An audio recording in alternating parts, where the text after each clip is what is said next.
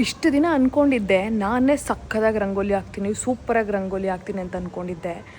ಆದರೆ ಅದೆಲ್ಲ ಸುಳ್ಳು ಅಂತ ಇವಾಗ ಗೊತ್ತಾಯಿತು. ಯಾಕಪ್ಪ ಅಂತಂದರೆ ನನಗೆ ಕಾಂಪಿಟೇಷನ್ ಕೊಡೋಕೆ ಒಬ್ಬರು ರಂಗೋಲಿ ಆರ್ಟಿಸ್ಟ್ ಸಿಕ್ಕಿದ್ದಾರೆ. ಆ ರಂಗೋಲಿ ನೋಡ್ಬಿಟ್ರೆ ನೀವು ನನಗೆ ಪಕ್ಕ DM ಮಾಡೇ ಮಾಡ್ತೀರಾ, ಯಾರು ಆ ಆರ್ಟಿಸ್ಟು, ನನ್ನ ಮನೆಗೂ ಬೇಕು ಅಂತ. ಆ ರಂಗೋಲಿ ತೋರಿಸ್ತೀನಿ ನೋಡಿ ಈಗ.